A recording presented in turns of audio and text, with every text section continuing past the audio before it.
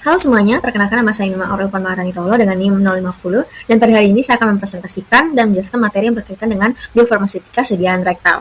Nah, untuk itu akan ada banyak pembahasan yang akan saya bahas pada hari ini, diharapkan disimak dengan baik. Baik, ini adalah topik pembahasan yang akan saya bahas pada hari ini. Yang pertama ada anatomi dan fisiologis dari rektum. Nah, di sini ada gambar anatomi dari rektum. Rektum ini adalah bagian distal usus besar yang menghubungkan kolon sigmoid ke kanalis analis. Nah, panjang rata-rata pada manusia dewasa itu berkisar antara 12 hingga 15 cm. Nah, secara fungsional, rektum ini berfungsi sebagai tempat penyimpanan sementara feses sebelum defekasi. Nah, rektum ini terdiri atas 3 bagian, yaitu ada rektum superior bagian atas, rektum medius atau bagian tengahnya, dan rektum inferior bagian bawahnya. Nah, dalam biofarmaseutika, rektum merupakan rute alternatif yang penting untuk pemberian obat lokal maupun sistemik. Nah, selanjutnya kita masuk ke luas permukaan absorpsi atau surface areanya. Jadi berbeda dengan usus halus, rektum ini dia tidak memiliki fili dan mikrofili. Jadi permukaan mukosanya itu cenderung datar dan hanya memiliki lipatan melintang atau yang disebut dengan katup Houston yang tidak signifikan yang meningkatkan luas permukaan penyerapan. Nah, untuk luas permukaan efektifnya itu dia lebih kecil dan diperkirakan hanya 200 hingga 400 cm kubik. Nah, luas permukaan yang terbatas ini menjadi faktor pembatas laju penyerapan obat, namun masih memadai untuk obat yang seperti lipofilik. Lalu selanjutnya ada pH rektum. Nah, pH cenderung stabil ini dibandingkan saluran pencernaan atas. Pada orang dewasa, pH rata-rata itu bersifat netral hingga sedikit basah, itu berkisar antara 7,2 hingga 7,5.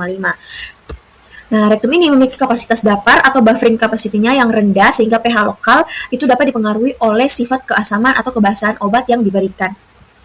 Selanjutnya, vaskularisasi dan drainase vena. Nah, rektum memiliki suplai darah yang kaya melalui arteri rektalis superior, media, dan inferior. Nah, drainase vena ini penting untuk first pass effect. Yang pertama ada vena rektalis superior, di mana dia mengalirkan darah ke sistem vena porta hati. Obat yang diserap di bagian atas rektum akan mengalami metabolisme lintas pertama di hati.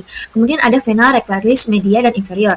Nah, fungsinya ini untuk mengalirkan darah langsung ke vena cava inferior atau sirkulasi sistemik. Obat yang diserap di bagian tengah dan bawah rektum akan melewati hati atau bypass liver. Nah, implikasinya arsitektur vena ini memungkinkan 50-70% obat yang diberikan itu secara rektal menghindari metabolisme hati, asalkan sediaan itu diletakkan di bawah distal. Baik, selanjutnya kita masuk ke mekanisme penyerapan obat. Di sini saya sudah menampilkan ilustrasi dari mekanisme penyerapan obat melalui mukosa rektal agar lebih mudah dipahami. Jadi untuk mekanismenya, yang pertama ada difusi pasif, di mana ini adalah mekanisme utama penyerapan obat di rektum.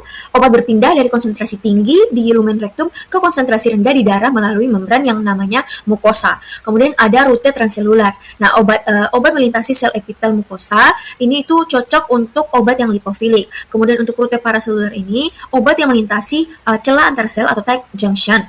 Rute ini terbatas untuk molekul kecil dan hidrofilik. Lalu ada transport aktif. Nah, di sini terjadi dalam skala sangat kecil dibandingkan usus halus karena keterbatasan protein pembawa atau carrier di mukosa rektal tersebut. Selanjutnya ada faktor yang mempengaruhi penyerapan obat. Nah, penyerapan rektal ini dipengaruhi oleh interaksi kompleks antara karakteristik biologis tubuh dan sifat fisikokimia obat.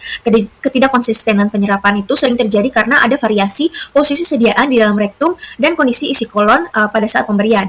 Yang pertama ada faktor fisiologis, itu yang berkaitan dengan isi kolon atau rektum. Nah, kehadiran feses itu dapat menghambat kontak obat dengan dinding mukosa sehingga menurunkan laju absorpsi dari obat tersebut. Atau kondisi diare dan dehidrasi juga dia dapat mengubah volume cairan yang tersedia untuk terjadinya proses disolusi. Lalu ada rute drainase vena atau efek lintas pertamanya itu pada bagian atas, itu ketika masuk ke vena porta melewati hati yang menyebabkan metabolisme lintas pertama yang tinggi. Kemudian bagian tengahnya atau bawahnya ketika dia masuk ke vena cava inferior, dia itu langsung ke sirkulasi sistemik sehingga dia menghindari hati.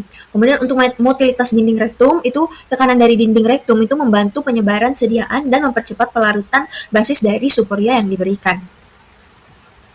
Selanjutnya ada faktor fisikokimia obat. Di sini ada 3 faktor yaitu kelarutan, koefisien partisi, dan ukuran partikel. Nah, untuk kelarutan ini obat harus larut dalam volume cairan rektal yang sangat sedikit sekitar 1-3 mili.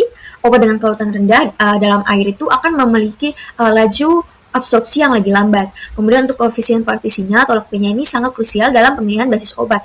Karena obat yang terlalu lipofilik mungkin enggan lepas dari basis lemak ke cairan rektal yang hidrofilik. Kemudian ada ukuran partikel. Nah, semakin kecil ukuran partikel obat atau mikronisasinya, maka semakin luas permukaan untuk didisolusi sehingga mempercepat proses dari penyerapan obat. Pembahasan yang selanjutnya yaitu pengaruh basis supositoria terhadap laju pelepasan atau liberation. Nah, liberation ini adalah tahap awal di mana obat meninggalkan basis supositoria dan melarut ke dalam cairan rektal yang terbatas, sekitar 1-3 mili. Nah, ini adalah rate limiting step atau tahap penentu kecepatan absorpsi.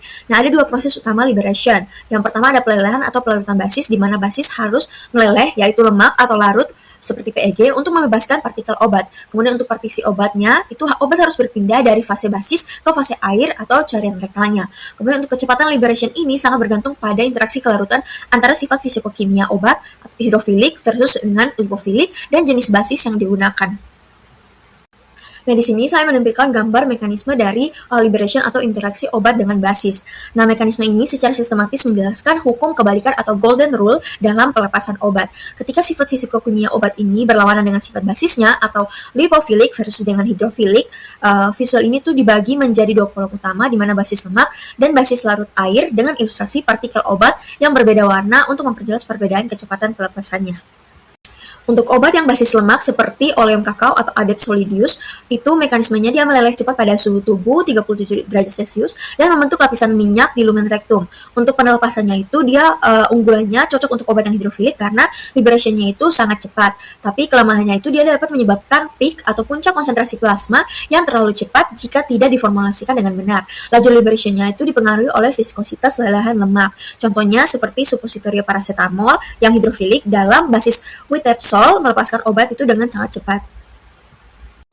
Yang kedua adalah basis larut air, contohnya seperti polyethylene glycol. Nah, mekanismenya itu dia tidak meleleh pada suhu tubuh tetapi larut perlahan dalam cairan rektal yang sedikit, sekitar 1-3 mili. Nah, untuk pelepasannya itu keunggulannya pelepasannya itu cenderung lebih terkontrol dan stabil atau sustaination, dia tidak menyebabkan sensasi berminyak.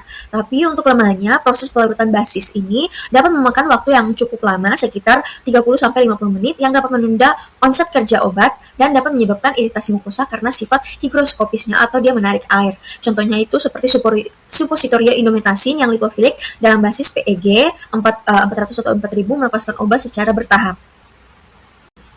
Dari penjelasan dan topik-topik yang sudah saya bahas tadi, dapat disimpulkan bahwa rute rektal ini memungkinkan penghantaran obat dengan menghindari bagian first pass metabolism di hati, namun absorpsinya itu tidak konsisten karena dipengaruhi oleh faktor fisiologis dan fisikokimia. Nah, keberhasilan terapi ini bergantung pada sifat obat dan formulasi, terutama jenis basis suppositoria yang menentukan laju pelepasan obat. Ini adalah referensi yang saya gunakan. Baik, sekian dari pemaparan materi saya terkait dengan biofarmaseutika sediaan rektal. Semoga dapat bermanfaat dengan baik. Terima kasih sudah menonton.